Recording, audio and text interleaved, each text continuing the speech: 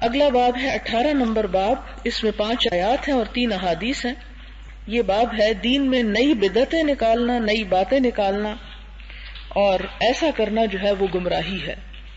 جہاں دین میں ہمیں دین کی اصل کو کم کرنے کی اجازت نہیں، وہاں اس میں بڑھانے کی بھی اجازت نہیں. یہ کیسے ہے؟ یہ اس طرح کہ مثلا دن میں اللہ تعالیٰ نے 5 نمازیں ہم پر فرض کی. تہجد کی نماز نفل ہے، اشراق نفل ہے، اوابین نفل ہے، اور بہت سے نفل ہیں، مختلف اوقات کے نفل، لیکن فرض نمازیں 5 ہیں.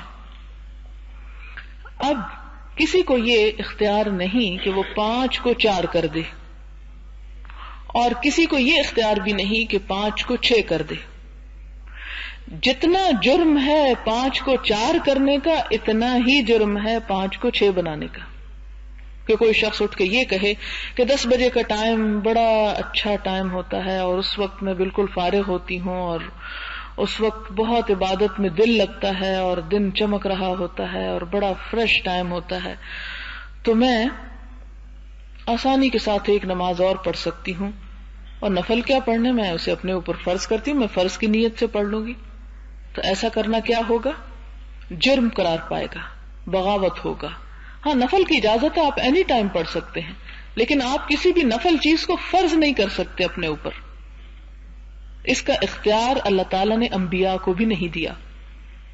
حضور صلی اللہ علیہ وسلم سے خطاب ہوا کہ یا ایھا النبی لم تحرم ما احل اللہ لک. اے نبی صلی اللہ علیہ وسلم، آپ اپنے لیے اس چیز کو کیوں حرام کرتے ہیں جو اللہ نے آپ کے لیے حلال کر دی. اور اسی طرح اس باب میں بھی کچھ احادیث اور کچھ چیزوں سے دیکھیں گے تو یہ مسئلہ اور کچھ واضح ہو جائے گا. پہلی آیت ہے فَمَاذَا بَعْدَ الْحَقِّ إِلَّا الضَّلَالِ، کہ حق آ جانے کے بعد گمراہی کے سوا اور کیا بچتا ہے. یعنی جب حق آ جائے، حق بات معلوم ہو جائے، تو اس کے بعد کوئی اور رستہ تلاش کرنا وہ پھر گمراہی کا رستہ ہے. جب تک انسان حق تک نہ پہنچے تو ضرور حق تلاش کرے، لیکن جہاں سے حق مل جائے وہاں پھر جم جائے. پھر اللہ تعالیٰ فرماتے ہیں ما فرطنا فی الکتاب من شیء، اس کتاب میں ہم نے کسی چیز کی کمی نہیں کی. جو دین تھا اور اصل دین تھا وہ سب کچھ ہم نے اس کتاب میں بھیج دیا، ہم نے اس میں کوئی کمی نہیں کی. پھر فرمایا فَإِن تَنَازَعْتُمْ فِي شَيْءٍ فَرُدُّوهُ إِلَى اللَّهِ وَالرَّسُولِ، کہ اگر تمہارا کسی بات میں جھگڑا ہو جائے، آپس میں اختلاف ہو جائے، تنازع ہو جائے، تو کیا کرو اس تنازع کو ختم کرنے کے لیے؟ فردوہ، اسے لوٹا دو، الی اللہ، اللہ کی طرف، والرسول، اور رسول صلی اللہ علیہ وسلم کی طرف، اور بس. اس کے علاوہ کسی کو اختیار نہیں کہ کسی اور کی بات اس میں تیسرے کی مانی جائے. ائمہ کرام، صلحاء، محدثین، مجددین، سارے کے سارے جو بھی نیک لوگ تھے جنہوں نے دین میں بڑے کام کیے، محنتیں کی، وہ سب انسان تھے. ان میں سے کسی کا مرتبہ رسول کے مرتبے کے مطابق نہیں ہے، اور نہ ہی وہ قرآن اور سنت کی نص کی جگہ لے سکتے ہیں. جہاں پر واضح حکم آ جائے گا وہاں پر ان میں سے کسی کا قول بھی کچھ حجت نہیں ہوگا. اور اگر کسی کا ایٹیچیوڈ یہ ہو کہ میں اپنے مولوی اور اپنے امام اور اپنے عالم اور اپنے بزرگ اور اپنے باپ دادا کی بات کو ترجیح دیتا ہوں اللہ اور اس کے رسول پر، تو پھر اس کا ایمان خطرے میں ہے. کیونکہ پہلے لوگ بھی یہی کہا کرتے تھے جن پر قرآن نے نقد کی، کہ جب ان سے کہا جاتا ہے کہ آؤ اس چیز کی طرف جس کی طرف اللہ بلاتا ہے، تو وہ کہتے ہیں بل نتبع ما الفینا علیہ آباءنا، ہم تو اس کی پیروی کریں گے جس پر ہم نے اپنے باپ دادا کو پایا ہے. تو اللہ تعالیٰ پوچھتے ہیں اولو کان آباؤہم لا یعقلون شیئا ولا یہتدون، کیا پھر بھی یہ باپ دادا کے پیچھے چلیں گے اگرچہ ان کے باپ دادا کچھ بھی عقل نہ رکھتے ہوں اور کچھ بھی ہدایت نہ پاتے ہوں. پھر یہاں پر اگلی آیت میں ہے اللہ تعالیٰ فرماتے ہیں وَأَنَّ هَذَا صِرَاطِي مُسْتَقِيمًا، اور بے شک میرا راستہ یہ سیدھا ہے، فَاتَّبِعُوهُ، پس پیروی کرو اس کی، وَلَا تَتَّبِعُوا السُّبُلَ، اور نہ تم پیروی کرو مختلف رستوں کی، فَتَفَرَّقَ بِكُمْ عَنْ سَبِيلِهِ، تو وہ جدا کر دیں گے تم کو اس اصل رستے سے. کہ اللہ کا رستہ بس ایک رستہ ہے، اگر تم ادھر ادھر گھومتے پھرتے رہے تو اصل رستے سے ہٹ جاؤ گے، اصل منزل تک نہیں پہنچ سکو گے. اور پھر اللہ تعالیٰ ہی نے فرمایا قل ان کنتم تحبون اللہ فاتبعونی، کہہ دو کہ اگر تم اللہ سے محبت کرتے ہو تو آؤ میرا اتباع کرو. یعنی اللہ کی محبت کو ثابت کرنے کا جو ذریعہ ہے وہ صرف ایک ہے، اور وہ ہے رسول اللہ صلی اللہ علیہ وسلم کی اتباع میں. جو شخص محبت کے ایسے طریقے ایجاد کرتا ہے جو اللہ کے رسول صلی اللہ علیہ وسلم کی سنت میں نہیں ملتے، اللہ تعالیٰ کو وہ قبول ہی نہیں ہے. اللہ تک پہنچنے کا رستہ نبی صلی اللہ علیہ وسلم کے ذریعے ہی ہو کر گزرتا ہے. تو اگر تم ایسا کرو گے تو پھر کیا ہوگا؟ یحببکم اللہ، محبت کرے گا تم سے اللہ، ویغفر لکم ذنوبکم، اور بخش دے گا تمہارے لیے تمہارے گناہوں کو. اس میں جو احادیث ہیں وہ میں آپ کے سامنے رکھتی ہوں. پہلی حدیث ہے حضرت عائشہ سے رضی اللہ تعالی عنہا قالت قال رسول اللہ صلی اللہ علیہ وسلم من احدث فی امرنا ھذا ما لیس منہ فہو رد، کہ جس شخص نے دین میں ایسی بات ایجاد کی جو دین نہیں ہے وہ مردود ہے. ما لیس منہ، یہاں اب غور کرنے کی بات ہے، اس بات کو بہت احتیاط سے سمجھنے کی ضرورت ہے. اس معاملے میں لوگ افراط اور تفریط کا شکار ہو جاتے ہیں. وہ کس طرح؟ وہ اس طرح کہ بعض لوگ ہر چھوٹی بڑی بات کو بدعت کہنے لگتے ہیں، اور بعض لوگ جو دل چاہتا ہے اسے دین کے نام پر کرتے ہیں، اسے دین سمجھ لیتے ہیں. تو دونوں انتہائیں ہمارے معاشرے میں موجود ہیں. اب مثال کے طور پر آپ دیکھیں کہ اس مسئلے کو آپ یوں سمجھ سکتے ہیں کہ الاصل فی الاشیاء الاباحہ، کہ تمام کام کرنا جو ہے وہ جائز ہیں، درست ہے. صرف وہ کام ناجائز ہیں یا غلط ہیں جن کو قرآن یا سنت نے آ کر غلط کہہ دیا. ہر طرح کے کھانے حلال ہیں سوائے ان کے جن کے نام لے دیے گئے. اسی طرح اور بھی بہت سے کام، مثلا میں اٹھوں کہ نہ اٹھوں، بیٹھوں کہ نہ بیٹھوں، ادھر دیکھوں کہ نہ دیکھوں، ادھر دیکھوں کہ نہ دیکھوں، یہ سب کچھ کیا ہے؟ میرے اختیار پر چھوڑ دیا گیا. یہ سب درست ہے سوائے اس کے کہ جب میں دیکھوں تو یہ دیکھوں کہ جس چیز کی طرف میں دیکھ رہی ہوں وہ چیز دیکھنا میرے لیے حلال ہے یا حرام ہے. اسی طرح میں یہ لوں یا نہ لوں، سب کچھ لینا حلال ہے جب تک کہ وہ میرا اپنا ہے یا جس پر میرا حق ہے. لینا کچھ بھی چیز اس وقت حرام ہوگا جب وہ کسی اور کی ملکیت ہو اور اس کی اجازت یا مرضی کے بغیر میں لے لوں. مثلا گوشت کھانا حلال ہے اور اس میں کوئی پابندی نہیں ہے، لیکن اگر وہ کسی اور کا حق ہے تو وہ میرے لیے حرام ہے جب تک کہ وہ اجازت نہ دے. اسی طرح دین کے معاملے میں جب بدعت کی بات کو سمجھنے کا موقع آتا ہے تو وہاں پر بھی یہ شرط سمجھنا ضروری ہے کہ دین کے معاملے میں، عبادات کے معاملے میں نئے طریقے ایجاد کرنا غلط ہے، دنیا کے معاملے میں نہیں. مثلا آپ نیلا رنگ پہنے یا پیلا پہنے، یہ سب جائز ہے. نیلا بھی پہن سکتے ہیں، پیلا بھی پہن سکتے ہیں، لال بھی پہن سکتے ہیں، کالا بھی پہن سکتے ہیں، کسی میں کوئی ممانعت نہیں ہے. آپ کپڑے لمبے پہنے کہ چھوٹے پہنے سب پہن سکتے ہیں، بس یہ کہ ننگے نہ ہو پہن کر. لیکن نماز میں آپ کیا کریں گے؟ اتنی ہی رکعتیں پڑھیں گے جتنی آپ کو پڑھنے کی اجازت دی گئی. اگر صبح کی فرض میں 2 رکعتیں ہیں تو آپ کو 2 ہی پڑھنی ہوں گی، آپ 4 نہیں کر سکتے. لیکن آپ رات کی نیند میں 4 گھنٹے سونا چاہیں یا 6 سونا چاہیں یا 8 سونا چاہیں، آپ سو سکتے ہیں. صرف یہ شرط ہے کہ آپ صبح اٹھ کے نماز پڑھ لیں سورج نکلنے سے پہلے. اب آپ کو فرق واضح ہو گیا ہوگا کہ نیند کے معاملے میں تو آپ کو اختیار ہے، وہ آپ کا کیا کام ہے، آپ کا ذاتی ایک فعل ہے. دین نے اس میں کوئی لمٹ نہیں پیدا کی کہ لوگوں صرف 4 گھنٹے سونا جائز اور 5واں گھنٹہ ناجائز ہے، ایسی کوئی بات نہیں ہے. مثلا حضور صلی اللہ علیہ وسلم اگر 4 سوتے تھے یا 5 سوتے تھے تو بعد میں اگر کوئی شخص 6 گھنٹے سوتا ہے یا 7 سوتا ہے تو اس کا یہ سونا جو ہے وہ بدعت نہیں ہے اور نہ اللہ کے رسول صلی اللہ علیہ وسلم سے آگے بڑھنا ہے. کیوں؟ اس لیے کہ آپ صلی اللہ علیہ وسلم کی شخصیت کے 2 پہلو تھے، ایک بطور انسان اور ایک بطور رسول یا نبی کے. وہ کام جو آپ نے رسول کی حیثیت میں کیے، پیغام بر ہونے کی حیثیت میں کیے، اللہ تعالیٰ کے دین کی تشریح کرتے ہوئے کیے، ان کو ہم اپنی مرضی سے گھٹا بڑھا نہیں سکتے. ان کو گھٹانا بھی غلط، ان کو بڑھانا بھی غلط. گھٹائیں گے تو جرم اور بڑھائیں گے تو بدعت شمار ہوگا. لیکن جو کام آپ نے بطور ایک انسان کیے، مثلا آپ نے کھانا کھایا اور کھانا کھاتے ہوئے آپ نے اس میں مثلا کدو کو پسند کیا. اب اگر کسی شخص کو اپنی طبیعت کی وجہ سے کدو کھانا پسند نہ ہو تو اس صورت میں اس کا یہ نہ کھانا جو ہے یہ نافرمانی نہیں شمار ہوگا، کیونکہ آپ کا یہ کام، آپ کی یہ پسند دین کے حوالے سے نہیں ہے، آپ کی ایک ذاتی پسند ہے. اس میں ہم کمی بیشی کر سکتے ہیں. اس بات کو میں اس لیے بہت زیادہ کلیئر کرنے کی کوشش کر رہی ہوں کیونکہ ہمارے ہاں جو مشکلات پیدا ہوئی ہیں ہمارے معاشرے میں، اور جو ریجڈیٹی پیدا ہوئی ہے اور جو دین کو ایک بہت سخت چیز بنا دیا گیا ہے، وہ اسی بات کے نہ سمجھنے کی وجہ سے ہوا ہے. اسی طرح مثال کے طور پر آپ دیکھیں کہ آپ صلی اللہ علیہ وسلم نے مختلف طرح کے پھل کھائے، کچھ چیزیں اپنے کھانے میں پسند کی، کچھ چیزیں ناپسند بھی تھیں. آپ کے سامنے ایک خاص جانور کا گوشت رکھا گیا تو آپ نے کہا اٹھا لو، میں نہیں کھاتا. لوگوں نے پوچھا کیا حرام ہے؟ آپ نے فرمایا نہیں، حرام نہیں ہے، مجھے پسند نہیں ہے.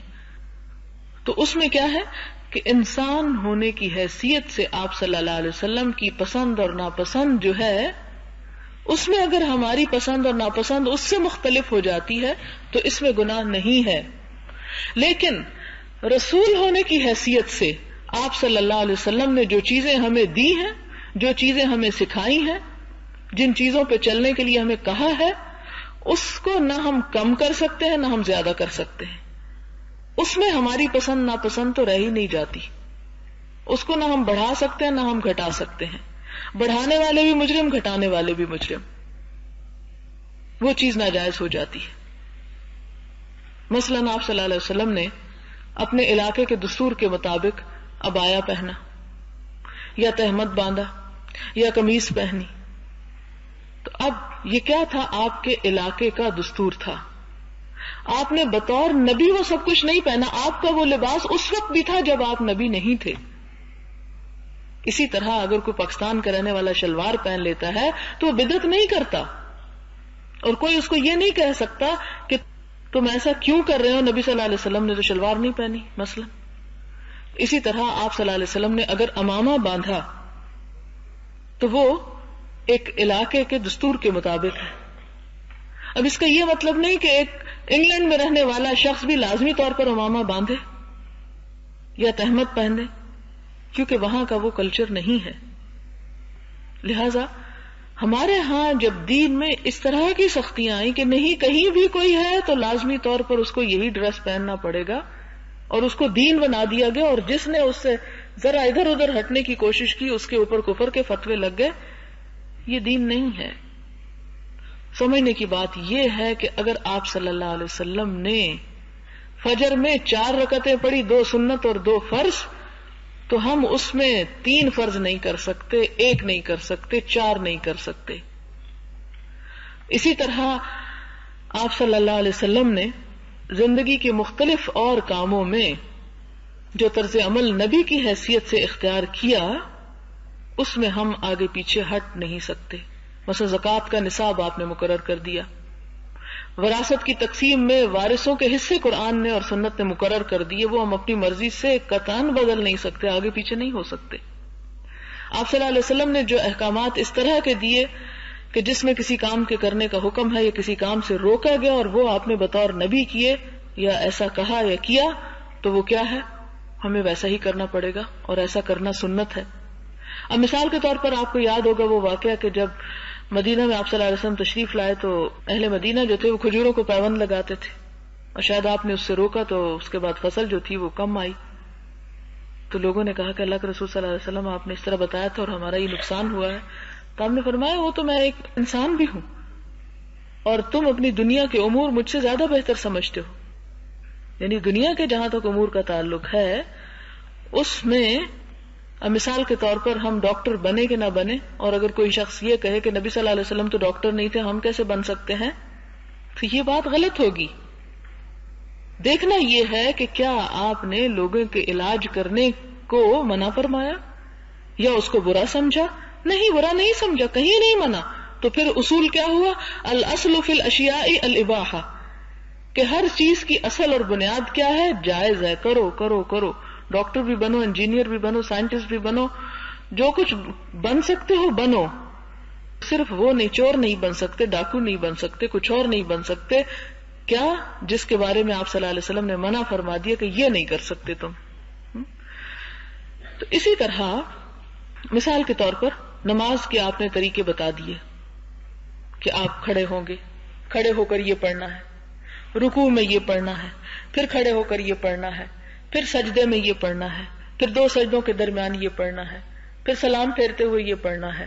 تو ان معاملات میں ہماری اپنی کوئی چوائس نہیں کہ ہم کہیں کہ نہیں میں کھڑے ہو کے درود شریف پڑھ رہی ہوں اور بیٹھ کے الحمد پڑھ لوں گی. یہ ترتیب ہم نہیں بدل سکتے، ایسا کرنا غلط ہوگا. اور جو اس میں تبدیلی کرے گا اور کوئی نیا طریقہ ایجاد کرے گا وہ کیا ہو جائے گا؟ وہ بدعت ہو جائے گا. اب اس میں مثال کے طور پر آپ دیکھیں کہ بہت سی ایسی چیزیں ہیں جو ہم عبادت سمجھ کر کرتے ہیں، نیکی سمجھ کر کرتے ہیں، لیکن نبی صلی اللہ علیہ وسلم نے نہیں کی، وہ بدعت ہے. مثلا ہم دیکھیں کہ مرنے کے اوپر جب کوئی مر جاتا ہے تو ہمارے ہاں نیکی کا کام سمجھ کر، عبادت سمجھ کر جو کھانا دیا جاتا ہے اس کے اوپر کچھ کلام پڑھتے ہیں، سورۃ الفاتحہ پڑھتے ہیں یا کل پڑھتے ہیں یا معلوم نہیں کیا کچھ پڑھتے ہیں. اب اس کو کیا سمجھ کے ہم کر رہے ہیں کہ یہ دین ہے، ایک نیکی کا کام. ویسے آپ بے شک ذکر کریں، آپ پڑھتے رہیں، پورا قرآن پاک پڑھ کے آپ پھونک لیں کسی چیز پہ، کھا لیں، کوئی حرج نہیں. آپ سورۃ فاتحہ پڑھ کے دم کر کے کھا لیں، کوئی حرج نہیں. لیکن اس مخصوص موقع پر کھانے کے اوپر دم کر کے یا اس کے اوپر پڑھ کر دینے کو درست سمجھنا اور نہ پڑھنا کو غلط سمجھنا، یہ بدعت ہو جاتا ہے. اس لیے کہ نبی صلی اللہ علیہ وسلم نے مرنے کے بعد یوں کھانے کے اوپر دم کر کے یا پڑھ کے کوئی چیز تقسیم نہیں کی تھی. ہم نے اس کو ایک رواج بنا لیا، اس کو دین کا حصہ بنایا. دنیا سمجھ کے آپ کرتے رہیں، آپ بے شک کھانا کھلائیں، 2 کو نہیں، 3 کو نہیں، 20-40 کو کھلائیں، 100 کو کھلائیں، غریبوں کو کھلائیں، امیروں کو کھلائیں. آپ کا کھانا ہے، جس کو مرضی کھلائیں، آپ کو کوئی نہیں پوچھے گا. لیکن اگر آپ یہ کہیں کہ میں ایک دین کا فرض سمجھ کے کھلا رہی ہوں اور جس نے نہ کھلایا وہ گناہ کر رہا ہے، تو وہ چیز جرم ہو جائے گی. کیوں؟ آپ لوگوں کو ایک ناجائز پابندی میں جکڑ رہے ہیں، ایک بوجھ ان کے اوپر ڈال رہے ہیں، وہ چیز ان پہ فرض کر رہے ہیں جو اللہ اور اس کے رسول صلی اللہ علیہ وسلم نے فرض نہیں کی. آپ اپنی ذاتی زندگی میں بہت سی چیزوں میں آزاد ہیں. مثال کے طور پر آپ دیکھیں کہ ہمارے ہاں ایک درود شریف تو وہ ہے جو نبی صلی اللہ علیہ وسلم نے خود سکھایا، اور کچھ وہ ہے جو ہماری کتابیں بھری پڑی ہیں. ہر گھر میں ایسی کتابیں آپ کو مل جائیں گی، اور ان کے پھر نام بھی ہم نے خود رکھ لیے. کوئی درود ناری اور کوئی نوری اور کوئی ماہی اور کوئی پتہ نہیں کیا کیا. کوئی حرج نہیں، آپ لکھیں درود. اللہ کے رسول صلی اللہ علیہ وسلم کی تعریف ہے، اس میں کیا گناہ کی بات ہے؟ درود لکھیں، نعت لکھیں. آپ صلی اللہ علیہ وسلم کی تعریف جو ہے آپ کی محبت میں کرنا ثواب کا کام ہے، کوئی برائی نہیں اس میں. آپ اسی طرح آپ صلی اللہ علیہ وسلم کی زندگی کے اوپر کوئی کہانی لکھیں، کوئی کتاب لکھیں، کئی کتابیں لکھیں، کئی والیوم لکھیں، انسائکلوپیڈیا بنا دیں، کوئی حرج نہیں، کوئی اس میں گناہ نہیں. لیکن جب آپ یہ کہیں کہ اس درود کے پڑھنے کے اتنا اتنا اتنا ثواب ہے اور اتنے 1000 گناہ معاف ہو جائیں گے اور اتنی نیکیاں مل جائیں گی اور اتنے سونے کے محل تیار ہو جائیں گے اور اتنے فلاں اور فلاں مل جائے گا اور اتنی شفائیں ہو جائیں گی اور اتنی بلائیں دور ہو جائیں گی، تو یہ کیا ہو جائے گا؟ پھر یہ بدعت ہو جائے گا. یہ ہے اصل فرق سمجھنے کا، جس کو ہم نہیں سمجھتے. افراط اور تفریط کا شکار ہوتے ہیں، پھر غلط فتوے دیتے ہیں. اب مثال کے طور پر کسی نے مجھے ایک کاغذ لا کر دیا، اس میں کوئی درود لکھا ہوا تھا اور درود کم تھا اور اس کی جو خصوصیات تھی وہ اس سے دگنی تھی، اور ان خصوصیات میں دنیا کی کوئی بات نہیں چھوڑی گئی تھی کہ اگر آپ یہ پڑھ لیں تو یوں لگتا ہے جیسے وہ ایک دفعہ پڑھنے سے دنیا اور آخرت کے سارے مسئلے حل ہو جائیں. مثلا آپ ایک گولی اٹھاتے ہیں، رستے میں پڑی ہوئی ہے، وہ ملتی ہے پیراسیٹامول کی گولی سے، کیا آپ صرف اس کی ظاہری شکل دیکھ کے وہ کھا لیں گے؟ نہیں کھائیں گے نا، جب تک کہ آپ کسی ایکسپرٹ سے پوچھیں نا کہ واقعی یہ پیراسیٹامول ہے، یا آپ کہیں وہ بھی سفید ہوتی ہے، یہ بھی سفید ہے، وہ بھی گول ہوتی ہے، یہ بھی گول ہے، اس کے بیچ میں بھی کٹ ہے، اس کے بیچ میں بھی کٹ کا نشان پڑا ہوا ہے، لہذا میرے خیال میں یہ پیراسیٹامول ہی ہے تو میں کھا لیتی ہوں. تو نتیجہ کیا نکلے گا؟ ری ایکشن بھی ہو سکتا ہے اور بعض اوقات بڑا خطرناک ری ایکشن ہو سکتا ہے.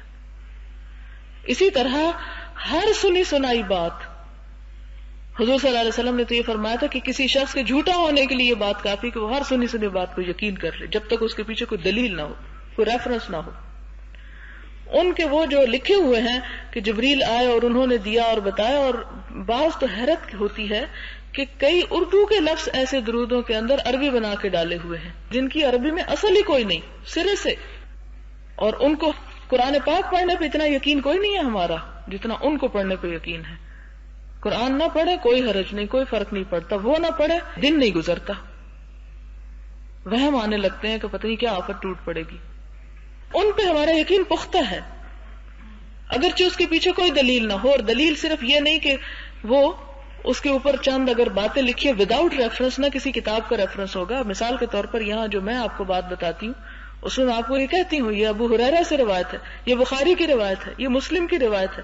بخاری اور مسلم کو ساری دنیا جانتی، علماء کا اتفاق ہے کہ اللہ کی کتاب قرآن کے بعد سب سے سچی کتاب جو ہے وہ بخاری کتاب ہے، پھر اس کے بعد مسلم ہے، پھر اس کے علاوہ اور بھی حدیث کی کتاب ہے.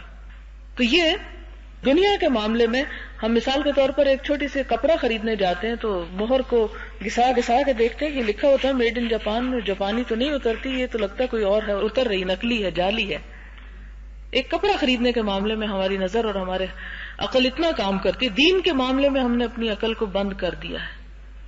ہم نہیں بتانے والے سے اٹھ کے یہ پوچھتے کہ کہاں سے بتا رہے، لکھنے والوں کو کوئی پوچھنے والا نہیں، اور وہ ان کا یہ لکھنا کیا ہے کسی ثواب اور نیکی کے لیے نہیں، بزنس کے طور پر ہے. ظاہر ہے کہ اگر میں آپ کو ایسا بزنس کرنا چاہوں اور آپ کو ایسی ایسی چیزیں لکھ کر لا دوں کہ یہ پڑھنے سے اتنا ثواب، اتنی نیکیاں، اتنے کروڑ گناہ معاف، سب سے شارٹ کٹ ہے یہ تو سب کو ایسی باتیں اچھی لگتی ہیں.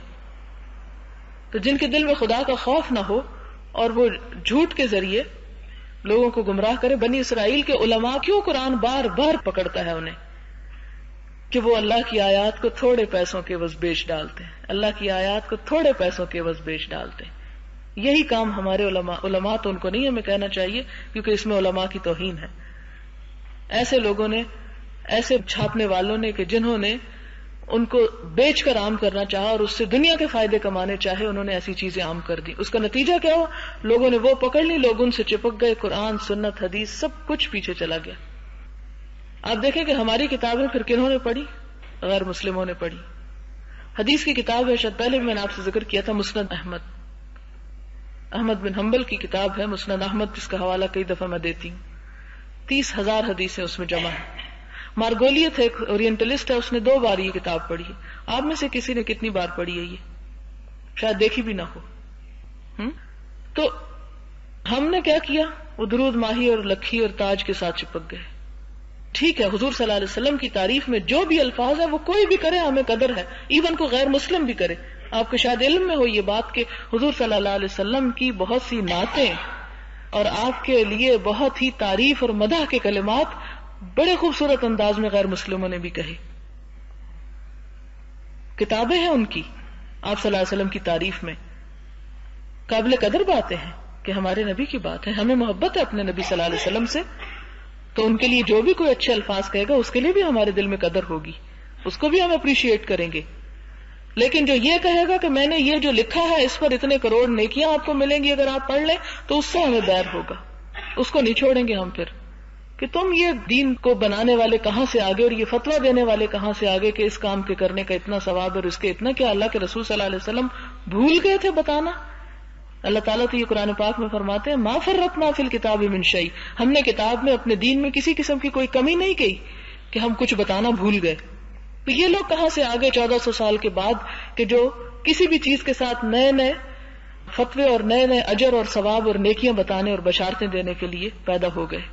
لہذا آپ صلی اللہ علیہ وسلم نے فرمایا کہ جس شخص نے دین میں یہ لفظ انڈر لائن کر لے کہ دین میں، دنیا میں نہیں، دین میں ایسی بات ایجاد کی جو دین میں نہیں ہے، تو وہ رد ہے، مردود ہے، ریجیکٹڈ ہے. اگر دنیا والی بات ہو جائے پھر تو کوئی بھی ایجاد منع ہو جائے، اور پھر وہ جو ہمارے مسلمان سائنٹسٹ گزرے جنہوں نے ایجادوں سے دنیا بھر دی، وہ تو سارے ہی بدعت ہی قرار پائے. پھر آپ صلی اللہ علیہ وسلم نے فرمایا من عمل عملا لیس علیہ امرنا فہو رد، جس نے ایسا عمل کیا کہ جس پر ہمارا حکم نہیں، کہ ہم نے نہیں اسے کہا تھا یہ کرنا، اس نے ثواب سمجھ کے وہ کیا، تو اس کا عمل بھی کیا ہوگا؟ رد ہو جائے گا۔ اگلی حدیث ہے حضرت جابر سے کہ حضور صلی اللہ علیہ وسلم خطبہ ارشاد فرما رہے تھے، دوران خطاب آپ کی آنکھیں سرخ ہو گئیں، آپ کا لب و لہجہ تیز ہو گیا، آپ کی آواز بلند ہو گئی، غصہ بڑھ گیا، گویا معلوم ہوتا تھا آپ کسی دشمن لشکر سے ڈرا رہے ہیں جو صبح و شام حملہ آور ہونے والا ہے۔ یہ بھی فرمایا، میں اور قیامت اس طرح ساتھ ساتھ مبعوث کیے گئے ہیں جس طرح یہ انگلیاں، یہ دو انگلیوں کا اشارہ کر کے فرمایا کہ وَيَقْرُنُ بَيْنَ إِصْبَعَيْهِ السَّبَابَ وَالْوُسْطَى، سبابہ اس انگلی کو کہتے ہیں اور یہ وسطی، آپ نے یہ دو انگلیاں کٹھی کر کے فرمایا کہ میرے اور قیامت کے درمیان اب اور کوئی نہیں آئے گا۔ اور پھر یعنی میں نے جو شریعت تھی مکمل کر دی، اب کسی کو حق نہیں کہ کوئی آ کے نئی اس دین میں باتیں پھیلائے یا نئی نبوت کا دعویٰ کرے۔ اور فرمایا، حمد و صلات کے بعد سنو کہ بہتر کلام اللہ کی کتاب ہے اور بہتر راہ محمد صلی اللہ علیہ وسلم کی راہ ہے، اور بدترین بات وہ ہے جو دین میں گھڑی جائے، دین میں نیا کام نکالا جائے، یعنی بدعت، اور ہر بدعت گمراہی ہے۔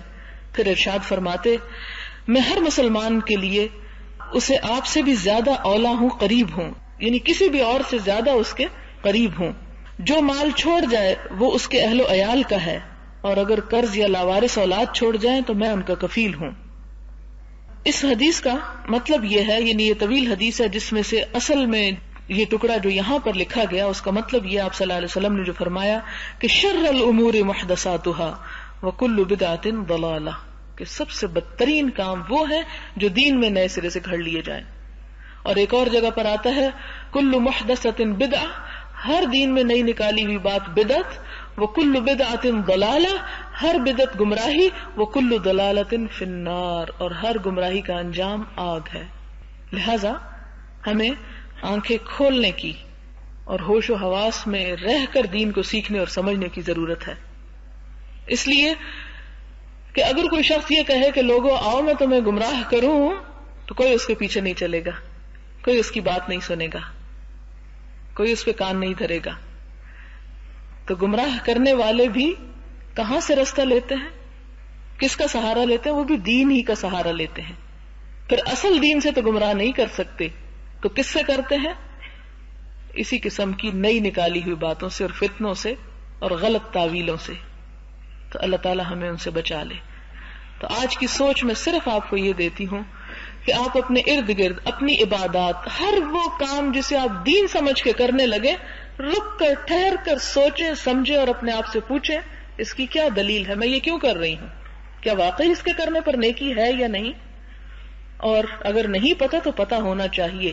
یہی وہ علم ہے جس کا سیکھنا فرض عین ہے، لازم ہے ہم سب پر، کہ دین کے نام پر ہم جو کچھ کر رہے ہیں اس کے پیچھے ایک سالڈ گراؤنڈ ہونی چاہیے، مضبوط دلیل ہونی چاہیے کہ ہاں یہ اللہ کے رسول صلی اللہ علیہ وسلم نے ایسا کیا اس لیے میں کر رہی ہوں۔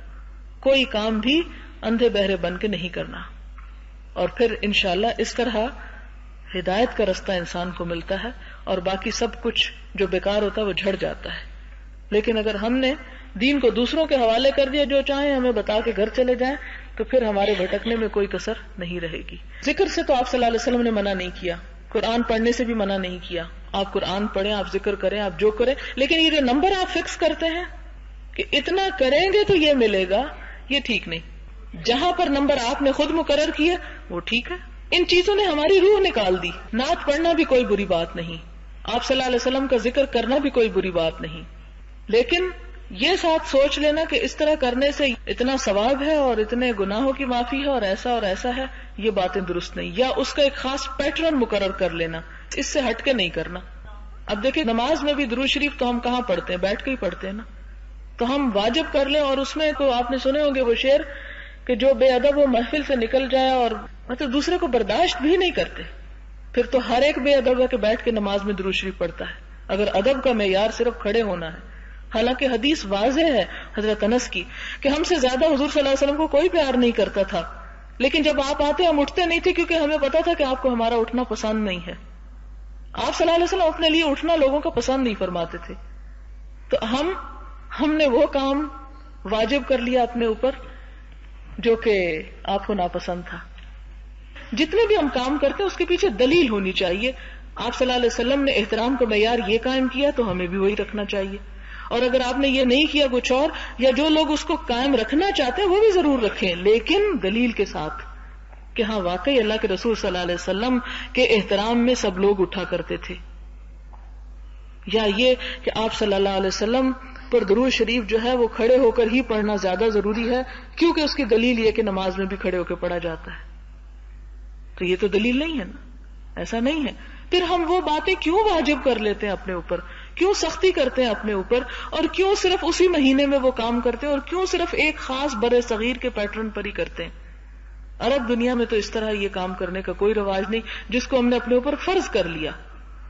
یعنی نعت پڑھنے میں کوئی قباحت نہیں ہے، کوئی برائی نہیں، بس صرف یہ قباحت ایک ہوتی ہے کہ اس میں حضور صلی اللہ علیہ وسلم کے مقام کو نہ اللہ سے بڑھایا جائے اور نہ گھٹایا جائے آپ کی شان سے. آپ دیکھیں کہ حضرت حسان بن ثابت نے آپ کے لیے نعت کہی، آپ کے سامنے آپ کو سنائی. حضرت عائشہ نے آپ کے بارے میں شعر کہے، اور بھی شعر موجود ہیں ابی ابن کعب کے ہیں. اور ابی ابن کعب کے بارے میں تو بڑی خوبصورت دعات کل پرسوں میں نے پڑھی کہ جب حضور صلی اللہ علیہ وسلم نے ان کو بتایا کہ اللہ تعالیٰ نے آپ کو سلام بھیجا ہے یا آپ سے خوش ہے، تو وہ فرتے جذبات سے، یعنی اس خوشی سے ان کی آنکھوں سے آنسو نکل پڑے کہ اللہ تعالیٰ میرا ذکر کرتے ہیں اور یعنی مجھ سے راضی ہیں. تو اسی طرح اور بھی لوگ تھے جنہوں نے حضور صلی اللہ علیہ وسلم کی زندگی میں اور بعد میں 1400 سال سے نعت کا سلسلہ کبھی بھی نہیں بند ہوا، اور اس میں کوئی کباہت نہیں، بلکہ کبھی کبھی ایسی نعتیں پڑھنی چاہیے تاکہ دل کے اندر محبت پیدا ہو، لیکن آوازوں کا مقابلہ نہیں. ہمارے ہاں نعت کی روح کوئی نہیں رہی، پڑھنے والوں کو بھی کوئی پتہ نہیں وہ پڑھ کیا رہے ہیں، اور سننے والوں کو بھی کوئی سمجھ نہیں سن کیا رہے ہیں. ایک کھوکھلی برکت کا تصور ہے صرف. تو ہمیں ان ساری باتوں میں جان پیدا کرنے کی ضرورت ہے کہ سنیں تو دل پگھل جائیں، اور بولے تو دل سے نکلے اور واقعی روح محسوس کرے اس کو. پھر آپ دیکھیں کہ فضا بدلتی ہے کہ نہیں بدلتی، معاشرہ بدلتا ہے کہ نہیں، کیونکہ آپ نے فرمایا تھا کہ بعض شعر جو ہیں وہ جادو اثر رکھتے ہیں. وہ بات جو ہم نثر میں گھنٹوں میں ایک کرتے ہیں وہ شعر میں آپ 1 سیکنڈ کے اندر وہ کر سکتے ہیں، لیکن بات یہ ہے کہ وہ دل سے نکلتی ہو. صلی اللہ علیہ وسلم سب سے چھوٹا درود ہے، صلی اللہ علیہ وسلم. سورۃ الحجرات کے شروع میں آپ نے پڑھا ہوگا کہ اللہ سبحانہ وتعالیٰ فرماتے ہیں یا ایھا الذین آمنوا، اے لوگوں جو ایمان لائے ہو، لا تقدموا بین یدی اللہ ورسولہ، کہ اے اہل ایمان اللہ اور رسول سے آگے بڑھنے کی کوشش نہ کرو. تو یہ آگے بڑھنا ہوتا ہے کہ انہوں نے ہمیں آسانی دی اور ہم آگے بڑھ کے اپنے لیے چیزیں واجب کرتے چلے جائیں اور مشکلیں پیدا کریں. وآخر دعوانا الحمد للہ رب العالمین.